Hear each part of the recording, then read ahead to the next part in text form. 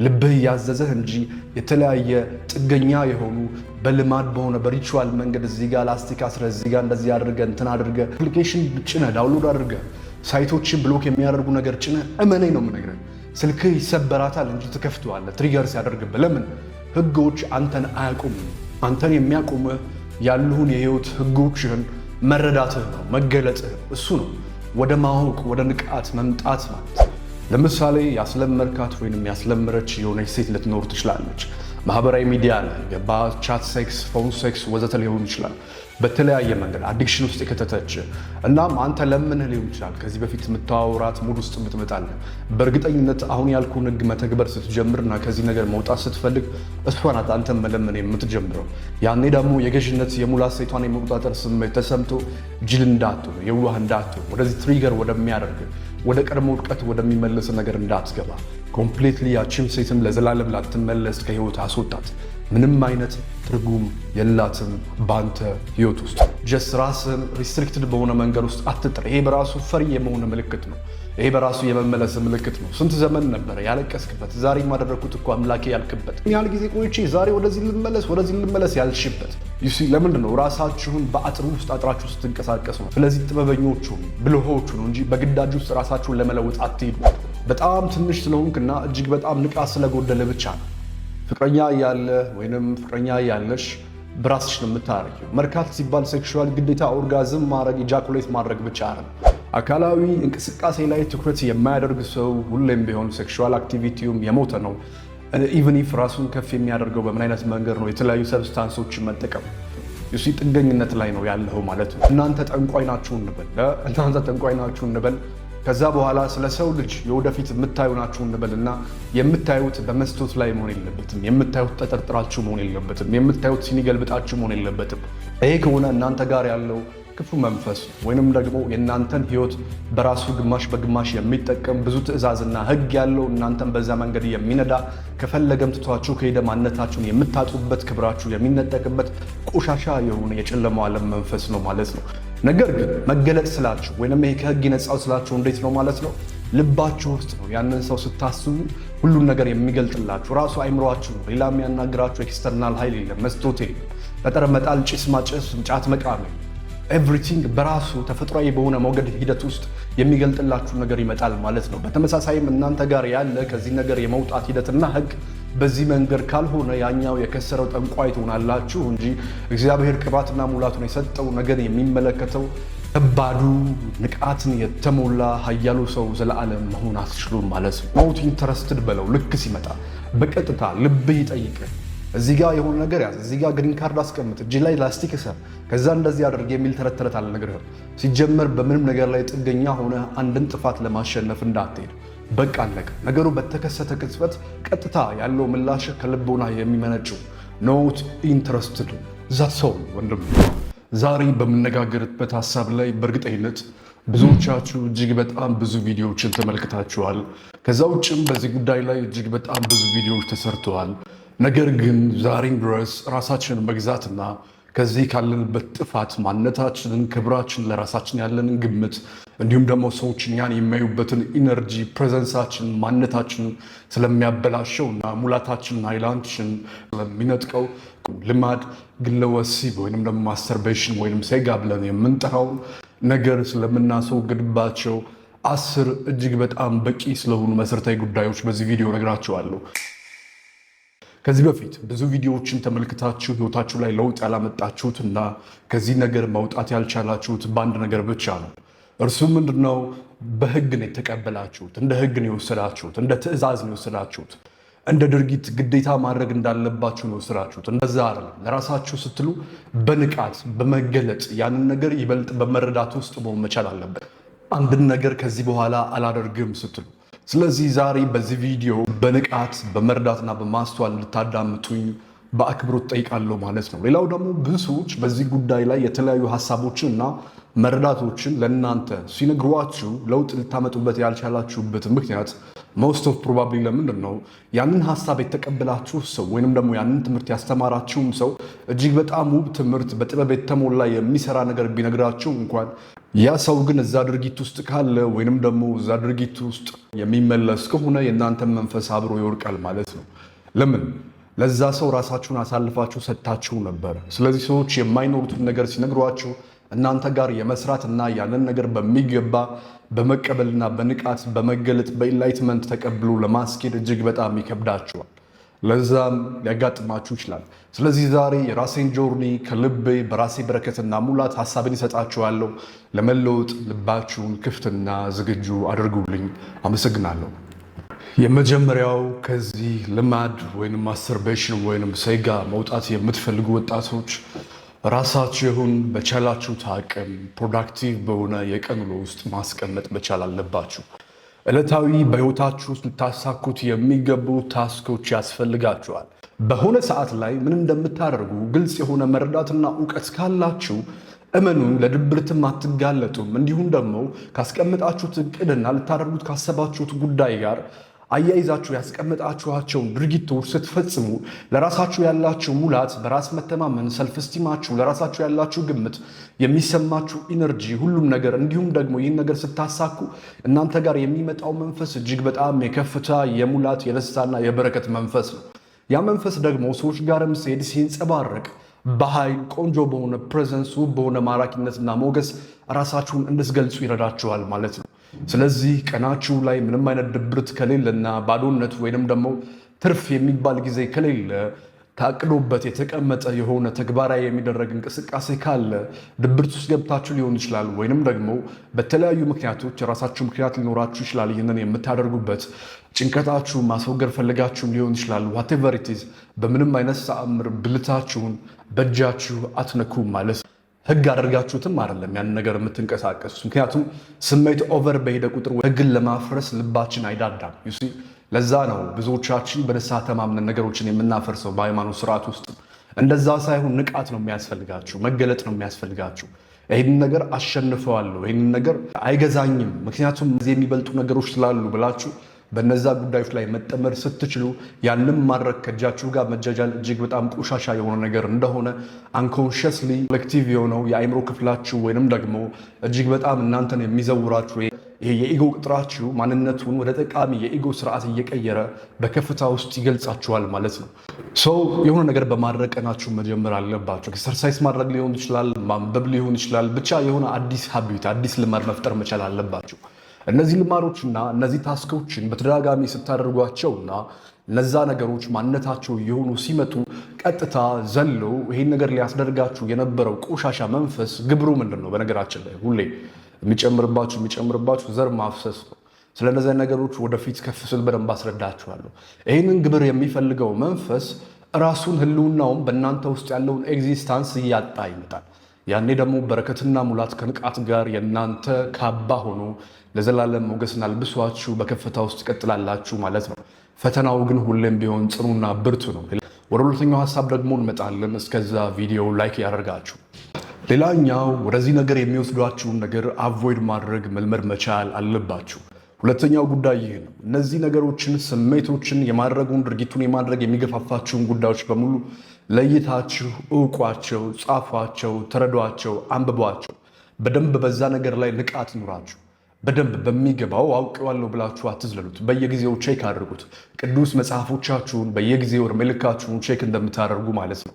ከዛም በኋላ ከዛ ነገር ራሳችሁን ኮምፕሊትሊ አጥሩ።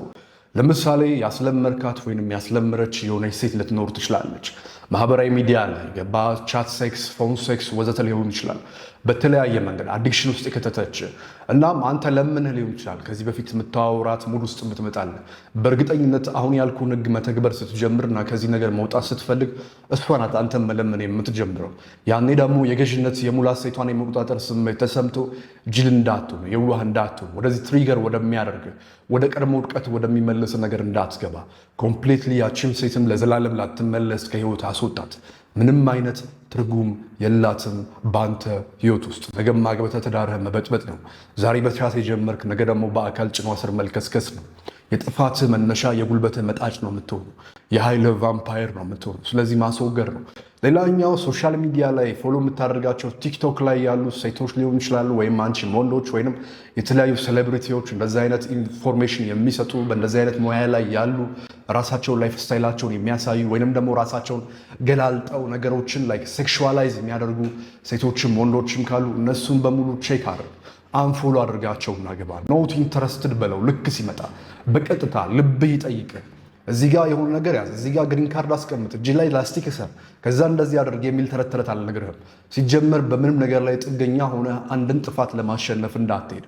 በቃ አለቀ። ነገሩ በተከሰተ ቅጽበት ቀጥታ ያለው ምላሽ ከልቦና የሚመነጭው ኖት ኢንተረስትድ ዛት ሰው ወንድሜ። በቃ ይህ ነው የሚያስፈልግ ከዚህ ቆሻሻ ከሆነ ዓለም መውጣት።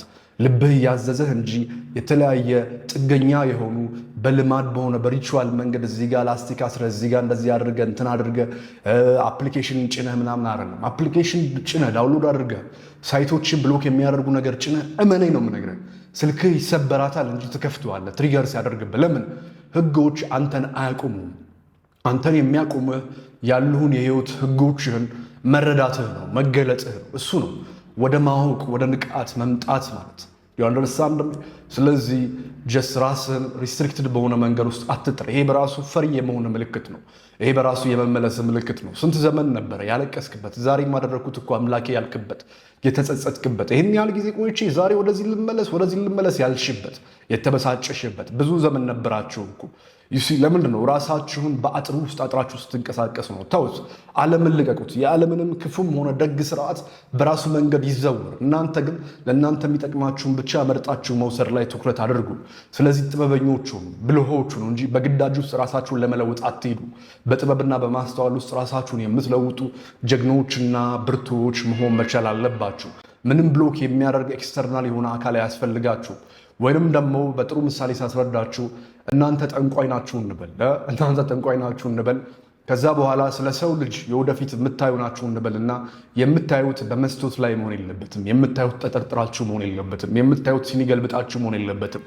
ይሄ ከሆነ እናንተ ጋር ያለው ክፉ መንፈስ ነው። ወይንም ደግሞ የእናንተን ህይወት በራሱ ግማሽ በግማሽ የሚጠቀም ብዙ ትዕዛዝና ህግ ያለው እናንተን በዛ መንገድ የሚነዳ ከፈለገም ትቷችሁ ከሄደ ማንነታችሁን የምታጡበት ክብራችሁ የሚነጠቅበት ቆሻሻ የሆነ የጨለማው ዓለም መንፈስ ነው ማለት ነው።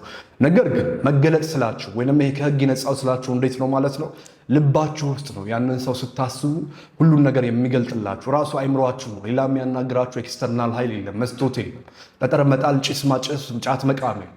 ኤቭሪቲንግ በራሱ ተፈጥሯዊ በሆነ ሞገድ ሂደት ውስጥ የሚገልጥላችሁ ነገር ይመጣል ማለት ነው። በተመሳሳይም እናንተ ጋር ያለ ከዚህ ነገር የመውጣት ሂደትና ህግ በዚህ መንገድ ካልሆነ ያኛው የከሰረው ጠንቋይ ትሆናላችሁ እንጂ እግዚአብሔር ቅባትና ሙላቱን የሰጠው ነገር የሚመለከተው ከባዱ ንቃትን የተሞላ ኃያሉ ሰው ዘለዓለም መሆን አትችሉም ማለት ነው። ይሄ እጅግ በጣም ግልጽ ነው ብዬ አስባለሁ። በተለይ እድሜያችሁ ከ20 በላይ የሆናችሁ ወጣቶች በሚገባ ይሄኛው ምሳሌ ፔኔትሬት አድርጉ፣ ልባችሁ ውስጥ ይገባል። ወደ ሌላኛው ሀሳብ ደግሞ እንምጣ። ሌላኛው ሀሳብ ሁሌም ቢሆን አካላዊ እንቅስቃሴ ላይ ትኩረት ማድረግ መቻል አለባችሁ። አካላዊ እንቅስቃሴ ላይ ትኩረት የማያደርግ ሰው ሁሌም ቢሆን ሴክሹዋል አክቲቪቲውም የሞተ ነው። ኢቨን ኢፍ ራሱን ከፍ የሚያደርገው በምን አይነት መንገድ ነው? የተለያዩ ሰብስታንሶችን መጠቀም ነው። ይህም በተመሳሳይ ራሱ ጤናማ አይደለም። ቅድም የነገርኩ የጠንቋዩ ታሪክ ነው። ዩሲ ጥገኝነት ላይ ነው ያለው ማለት ነው። ስለዚህ አካላዊ እንቅስቃሴ ማድረግን እንዳትረሳ። ህይወቴ ላይ ለምሳሌ እኔ ጂም ባቆም፣ ተአምር ቢፈጠር፣ ነገር ቢበላሽብኝ፣ ችግር ውስጥ ብሆን እንኳን ዘለዓለም በልቤ ውስጥ ያስቀመጥኳቸው ህገ ልቦናዎች አሉ። ዩሲ እነዚህ ህገ ልቦናዎች ደግሞ በግዴታ አይደለም፣ በንቃት ነው። ዩሲ በጥበብ በማስተዋል መሆን ስላለባቸውና እኔ ስለጠቀሙኝ ካለው ችግር በላይ የሆነ ከፍታ እንደሚሰጡኝ ስላወቅኩኝ ስለተረዳሁ ነው እንጂ እንደዚህ ይሆናል ህግ ይሆን አለበት ግግም ብያር ራሴን በመግዛት ውስጥ እሱ ምንድን ነው? ግዴታ 50 ፑሻፕ እሰራለሁ። ደካማ ብታመም ግዴታ 50 ስኳት እሰራለሁ። ግዴታ 50 ለሾርደሬ በወንበሬ ሊሆን ይችላል፣ ቤት ውስጥ ባለ ወንበር እንደዚህ እያነሳሁ እሰራለሁ። ግዴታ ነው። ዩ አንደርስታንድ ሚ ማይ ብራዘር? ይሄ መሰረታዊ ጉዳይ ነው። ግዴታ አካባቢ ንጹህ መሆን አለበት።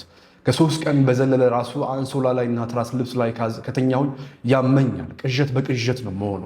በዛ መንገድ ነው ራሴን ፕሮግራም ያደረግኩት። በበፊት ዘመኔ ላይ ግን ችግር የለብኝም፣ ትዝ ሁሉ አይለኝም። አልጋይ ስርም ሊሆን ይችላል፣ አካባቢ ላይ ቆሻሻ ነገር ካለ ያመኛል። ልብሴ ከ3 በላይ ከቆሸሸ ራሱ ካላጠብኩት ካልዘፈዘፍኩት ያመኛል። በፊት አንድ ላይ ሰብስቤ ላውንደሪ ሰጠዋለሁ ነበር። ምን ችግር አለ? እኔ ልጠበው። ጊዜ ሀብታም ነው። እንደውም ሌላ ነገር እያደረግኩኝ ፖርኖግራፊውን እያየውኝ እየተጃጃልኩኝ በሆነ ሙቪ እየተመሰጥኩኝ ጊዜ ከማሳልፍ ልብስ ሳጥብ ከልብሱ አካላይ ነው አረል አክቲቪቲ የሚሰራው። ያኔ አይምሮዬ እንደውም ስለ ራሴ ጉዳይ መለስ ያደርገኛል። ልክ ማብራት እንደመጥፋት ማለት ነው። ቤት ውስጥ ማብራት ሲጠፋ ስለ ህይወታችን ሁላችንም ትዝ እንደሚለን ልክ እንደዚያ። ስለዚህ እነዚህ ግዴታ መንቀሳቀስ መቻል አለበት ሰውነታችሁ። አካባቢያችሁን ጽሙንና እነዚህን ስርዓቶች ምናልባት የኔን ልምድ ከጠቀማችሁ ብትከተሉት መልካም ነው። ይሄን እላችኋለሁ ማለት ነው። አራተኛው ሶሻል ኢንተራክሽን ያስፈልጋችኋል። ጊዜያችሁን ብዙ ጊዜ ከወዳጆቻችሁ ጋር፣ ከስራ ባልደረቦቻችሁ ጋር፣ ከፍቅረኛ ካለህ ደግሞ በቃ እድለኛ እኮ በጣም ትንሽ ስለሆንክና እጅግ በጣም ንቃት ስለጎደለ ብቻ ነው ፍቅረኛ እያለ ወይንም ፍቅረኛ እያለሽ በራስሽ ነው የምታረጊው። መርካት ሲባል ሴክሹዋል ግዴታ ኦርጋዝም ማድረግ ኢጃኩሌት ማድረግ ብቻ አይደለም። ብዙ አይነት የሴክሹዋል ኢነርጂ ራሳችሁን ሳቲስፋይድ አድርጋችሁ ኃይላችሁን የምትጠብቁበት መንገድ አለ። እንደምትወደጂ መስማት ብቻውን በቂ፣ ነገር ግን ልብሽ ስላልተቀበለ ነው። መጀመሪያም ራስሽን ስላልተቀበልሽ፣ መጀመሪያም እወደዳለሁ ብለሽ ስለማታስቢ ዝም ብለሽ ስለሆነ እንደዛ አክት የምታረጊው፣ እወድሻለሁ ሲልሽ ልብሽ ስላልተከፈተ ነው። ለዚያ ነው እንጂ መኝ እሱ ቃል ብቻ ለአንቺ ረፍትን ይሰጣል። የተቅበዘበዘውን ነፍስሽን፣ በወሲብ ጥማት ሊያብድ የደረሰውን ገላሽን ያረጋጋል። ከምትወጁ ሰው ጋር ብቻ ማሳለፍ ጭንቀትሽን በሙሉ 100% ይቀንሳል። አንደርስታንድ። ነገር ግን ልብህን አልከፈትክም። ሴትን ልጅ እውነተኛ የሆነችውን ኤክስፔሪንስ ማድረግ ላይ ገና አልደረስክም። ክፉ ልምዳዶች ስላሉብህ ነው። ስለዚህ ኢንተራክት አድርግ፣ ሶሻላይዝ አድርግ፣ ተንቀሳቀስ። በሆነ መንገድ ላይ አቅጣጫህን ገንባ። ቤት ውስጥ በጣም እጅግ በጣም በቆየ ቁጥርና እጅግ በጣም ጊዜን ባሳለፍክ ቁጥር ራስን የማጥፋት እድልህና ራስን የመጥላት እንዲሁም ደግሞ ባለህበት ምቾት ውስጥ የመቆየት እድልህ እጅግ በጣም ከፍተኛ ነው። ከዚህ ነገር ራስን ማውጣት ካልቻልክ ዘመኑ ሁሉ የተደበላለቀና በሳርነስ የተሞላ ይሆናል። ከሁሉም በላይ ያለህበት ክፍል ደግሞ ግሬ የሆነ ቀለም ካለው ከግል ጉዳይ ውጭ ስለምንም አታስብም። ቀላማቶች ራሱ የራሳቸው በመስነ ልቦና አላቸው። ይሄንን በወሬው መሃል ድንገት ያመጣውልህ ምንድን ነው? አትሊስት አየህ አይደለ እንትን እንድትሆን ነው። ላይክ ብቻህን እንኳን ብትሆን ሶሻላይዝ ባታደርግ እንኳን የሆኑ ነገሮችን የተፈጥሮን ምድር አሰራርን እንድትረዳ ኢንስፓየር እያደረግኩ ነው። ስለዚህ ነገር በደንብ አላወራልህም። ይህን ነገር ደግሞ አንተ በሚገባ በራስ መንገድ ሪሰርች አድርግ። ስለዚህ ያለህበት ቦታ አይደለም ስልክህ፣ አይደለም ቆሻሻ ነገር፣ አይደለም ስፖርት አለመስራት፣ አይደለም በሆነ ነገር ራስን ታስክ ሰጥተህ እነሱን አኮምፕሊሽ ማድረግ ቀርቶ ማለት ነው አንተ የማታውቃቸው ኃይሎች እንኳን ያንተን ስሜት ይቆጣጠራሉ፣ ይገዛሉ። ስለዚህ ንቃትና ሶሻላይዝ ማድረግ ግዴታ እንደሆነ ላስታውስ እፈልጋለሁ ማለት ነው። አብሬ ስላለህ አመሰግናለሁ። ሌላኛው የሆነ ተጨባጭ የሆነ እቅድ ያስፈልጋል። የ2 ወር፣ የ3 ወር፣ የ6 ወርና የ1 ዓመት። እነዚህን እቅዶች ካሳካ በኋላ ብቻህን ሆነ በጨለማ ክፍል ውስጥ ወይንም ሻማህን አብርተህ ብቻህን ጻፍ። ራስን አናገር። ሰላም ራውል እንዴት ነህ አንተ እያልክ በዚህ ሳምንት ይህን አድርገ ነበር፣ ይህን አስታውላል፣ እኔ በዚህ ኮርቼብሃለሁ፣ ይህን አድርጋል፣ በዚህ አምጥታል እያልክ ራስህን ጎሎችህን አቺቭ ያደረካቸውን ነገሮች ገምግም። ራስህን ተመልከት። ገባር መንግስታት ብቻ መሆን የለባቸውም የዓመት ግብገባ የሚያደርጉት። ባንክ ቤቶችና የፋይናንስ ተቋማት ብቻ መሆን የለባቸውም የበጀት መዝጊያ ግምገማ የሚያደርጉት። አንተም በግል የራስን በጀት፣ የራስን ማንነት፣ የራስን ስነ ልቦና ራስህ አኮምፕሊሽ ያደረካቸው አስባቸው የነበሩ ጎሎችን፣ ህጎችህን እነሱን አኮምፕሊሽ ማድረግና ለማድረግን አናሊሲክስ መስራት መቻል አለ። በዚህ መንገድ ራስን ቢዚ ያደርገህ በዚህ መንገድ ከፍታህን መገናጨት ትችላለህ ማለት ነው። በዚህ ሁሉ ሂደት ውስጥ አንድ ሊገባህ የሚገባው ትልቅ ነገር ምንድን ነው? ይህንን በምታደርግበት ሰዓት ኢነርጂ ይቀየራል። ሴክሹዋል የሆነው ኢነርጂ እጅግ በጣም አዌክን ይሆናል። ኩንዳሊን አዌኪንግ ሲባል ሰምተህ ታውቃለህ? እስኪ አንዳንዴ ደግሞ ምዕራቡን ዓለም ተወት አድርገውና ወደ ምስራቁ ዓለም ግባና እውቀቶችንም ፈልግ፣ ተማር፣ እስኪ ራስን አሰልጥን። እሱንም ደግሞ የቤት ስራ ሰጥቻለሁ። እኔ እዚህ ጋር ላብራራልህም። አንተ በራስህ መንገድ በራስህ ከፍታና እውቀት ብርታትና ጥረት ብታብራራው ብትረዳው መልካም ነው። ምክንያቱም ሰዎች ከዚህ በፊት በምብያለው በህይወትህ ላይ አብረው አይጓዙም፣ አቅጣጫ ይጠቁሙሃል እንጂ እኔ አቅጣጫ እየጠቆምኩ ነው። እሱም ቀና ከሆነ ብቻ ነው ይህን የሚያደርጉት። ስለዚህ ወደ ላይኛው ሀሳብ ደግሞ እንምጣ። ማይንድፉልነስ ወይንም ደግሞ ሜዲቴሽን ያስፈልጋል። ይህም ማለት ምን ማለት ነው? ለራስ ጊዜ ያስፈልጋል። ስትረስ ሪሊዝ የምታደርግበት መንገድ ኢጃኩሌት በማድረግ ሳይሆን ማስተርቤት በማድረግ ሰጋ በመምታት ሳይሆን ስትረስ ሪሊዝ የምታደርገው ራስን ንጹህ በሆነ በከበረ ቅድም ባልኩ መንገድ ሁሉ በመጣ ማንነት ውስጥ ከሆንክ በኋላ በጸሎት ነው አባትን የምታመሰግነው። አባቴ ሆይ ስላደረክልኝ ነገር ሁሉ በክብር አመሰግንሃለሁ፣ ለእኔ ብዙ ነገርን አድርገሃል አምላኬ ሆይ ብለህ ትጀምራል። ከዛ በኋላ እንደ ሃይማኖት ቁርአንን የእሱን ቨርሶች ትቀጥላለህ፣ ወይም ደግሞ የመጽሐፍ ቅዱስን ጸሎቶቹን አስገብተህ ትቀጥላለህ፣ አሊያም ደግሞ የግል ጸሎትን ታደርጋለህ።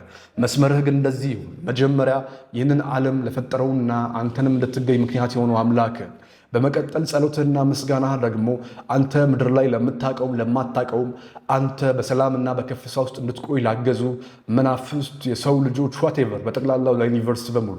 ከዛም በመቀጠል ደግሞ ራስህ ላሳካቸው ስኬቶችና ራስህን አመስግን። ራስህን ስታመሰግን ግን ፈጣሪ ሜንሽን አድርገህ ሁሉም ግን ለአንተ ሰጥቻለሁ ማለት እንዳትረሳ። ኢጎህ ጠልፎ እንዳይጥልህ ወይንም ደግሞ የራስ ፍቅርህ የራስ ኩራት። ምክንያቱም ጸሎቱም ሲዘጋ ኃይል፣ ክብር፣ ምስጋና ያንተ ናትና ለዘላለሙ አሜን ብሎ ስለሚዘጋ ማለት ነው። ወደ ላይኛው ሀሳብ ደግሞ እንምጣ። ሌላኛው እጆች ብዙ ጊዜ የተያዙና የተጠመዱ ቢሆኑ መልካም ነው። ይህም ማለት እስካሁን የነገርኩህን ስታደርገው ግዴታ ቼክ ታደርጋለህ፣ ራስን ትጽፋለህ፣ ጸሎቱ ላይ ሂደቱ ላይ። ስለዚህ ይገባሃል ብዬ አስባለሁ። እጆች አብዛኛውን ጊዜ በሆነ ነገር የተያዙ ይሆኑ፣ በራስ ጉዳዮች ላይ ብቻ ይጠመዱ፣ ከአንተ አካል ውጭ የሆኑ ነገሮች ላይ ኮኔክትድ ይሆኑ። ዩሲ ፑሻፕ ሰራ ኮኔክትር ናቸው። ስትጽፍ ኮኔክትር ናቸው። ፍቅረኛ ስታቅፍ ኮኔክትር ናቸው። ከአንተ ውጭ ሆነ ከአንተ አካል ውጭ ሆነ ነገር ላይ አንደርስታንድ የሚጸለው ስታደርግ ኮኔክትድ ናቸው። አሜን ይባላል እኮ አይደለ? ይሁን ይፈጸም ማለት ነው። ኦፍኮርስ ብዙ ኮንስፓይሬሲ ሊኖሩ ይችላል። አሜን የሚባል ጋር አለ ምናምን እንደዛ የሚያስብ አይምሮ ካለ እሱን ተው እርሳው። በቃ አሁን ባለንበት ፎርም እንቀጥል። ስለዚህ እጅ በረከትን እየተቀበለ ነው እንጂ እጅ ብልትን እያሻሸ እንዳይሆን እንጂ እጅሽ ብልትሽ ጋር እየተጃጃለ እንዳይሆን። ስለዚህ ይሄን ነገር በሚገባ ልትነቁበት ይገባል ማለት ነው። ሌላኛው ትልቁ ነገር ምንድን ነው? አሁን ለምሳሌ እኔ ጠዋት ተነሳው እነዚህን ሁሉ ታስኮችን ፈጽም። አሁን ለአንተ የነገርኩን ታስኮች አለ አይደል? ሀሳቤን አጠናለሁ፣ ርዕስ አስቀምጥለታለሁ። ዛሬ ስለምንድን ነው ሀሳብ የምሰጠው? ኦኬ፣ ስለዚህ ጉዳይ ባጭር ቃል አንደኛ፣ ሁለተኛ፣ ከዛ በኋላ እዚሁ የሚመጣልኝን መንፈሴ የሚመግበኝን አየር ላይ የሚመጣልኝን ነው የማስረዳ ማለት ነው። ላይቭም ስገባ እንደዛ ምንም የመለፋበት ጉዳይ የለም። ይሄ በረከት የሆነውና ጸጋ የሆነው ለምንድን ነው? እነዚህን ስለተከተልኩ ነው። ከዛ ምን አደርጋለሁ?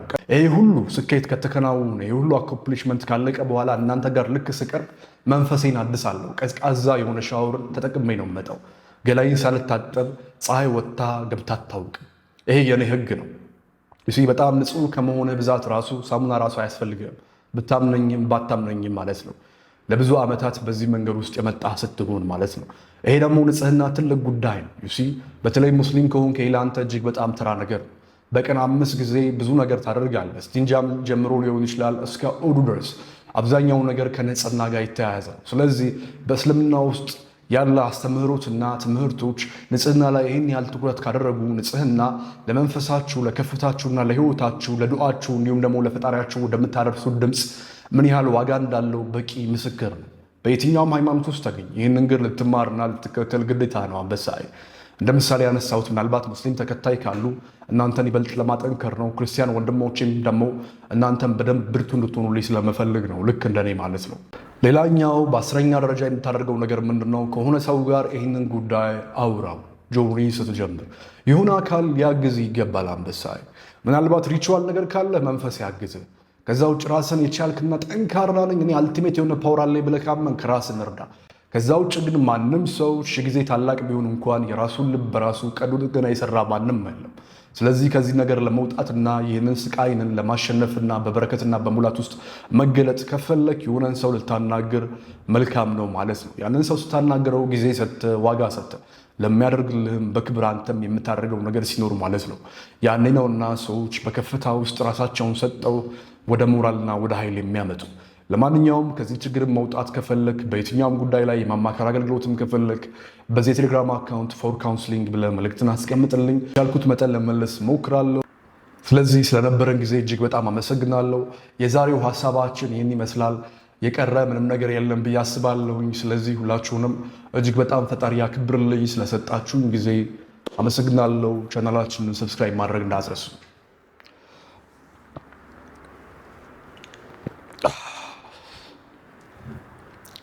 Oh. ማጥፋት ትችላለህ። ሳባ ጨርሻለሁ። በቃ አረቶ ፎቶ ዳዝማት ነው